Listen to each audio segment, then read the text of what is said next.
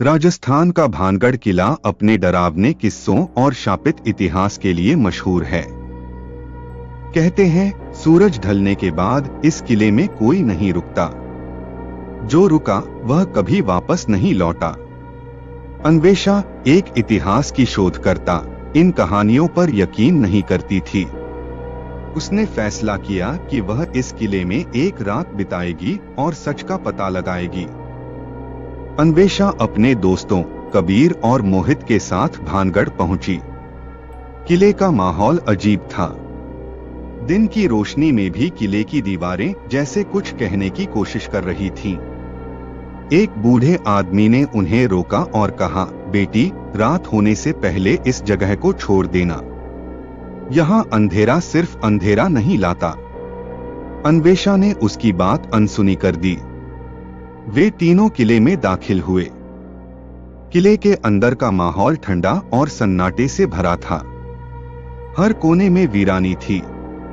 टूटे हुए झरोखे, जर्जर दीवारें और एक अजीब सी गंध। किले के बीचों बीच एक पुराना महल था जिसे रानी का महल कहा जाता था। कहते हैं, इस महल में रानी रत्नावती का भूत आज भी भटकता है।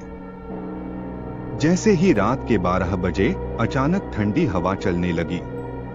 मोहित ने मजाक में कहा, शायद भूतों का स्वागत हो रहा है। तभी महल के एक कोने से पायल की धीमी धीमी आवाज सुनाई दी। कबीर ने फ्लैशलाइट ऑन की, लेकिन वहां कुछ नहीं था। तीनों ने सोचा कि यह उनका भ्रम है और एक कमरे में जाकर रुकने का फैसला किया। रात के 2 बजे अन्वेषा की नींद खुली। उसने महसूस किया कि कमरे का तापमान अचानक गिर गया है।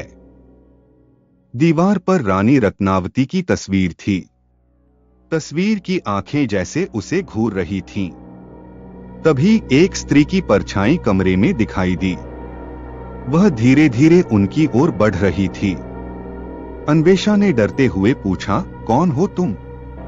परछाई से एक धीमी आवाज आई, तुम्हें यहाँ नहीं आना चाहिए था। परछाई ने खुलासा किया कि वह रानी रत्नावती की आत्मा है। उसने बताया कि एक तांत्रिक ने उसे श्राप दिया था, जिसकी वजह से भानगढ़ उजड़ गया। वह तांत्रिक अपनी मृत्यु से पहले इस जगह को शापित कर गया था कि यहाँ जो भी रहेगा उसे मौत मिलेगी। तभी किले के दरवाजे अपने आप बंद हो गए।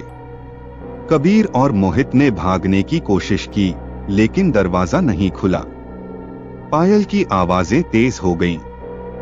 अन्वेषा ने दीवार पर लिखा एक श्लोक देखा, जिसे पढ़ने से श्राप को कुछ समय के लिए रोका जा सकता था।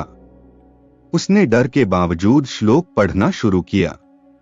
जैसे ही उसने आखिरी शब्द पढ़ा, किले की दीवारें कांपने लगीं। रानी की आत्मा ने एक आखिरी चीख मारी और गायब हो गई। दरवाजा खुल गया और वे तीनों किले से बाहर भागे। सुबह जब वे गांव पहुंचे तो वहां के लोगों ने बताया कि वे सौभाग्यशाली हैं जो जिंदा लौट आए। लेकिन किले में बिताई रात के बाद कबीर और मोहित अजीब व्यवहार करने लगे। कहते हैं, जो एक बार भानगढ़ के श्राप का शिकार होता है, उसकी आत्मा पर किले का साया हमेशा बना रहता है।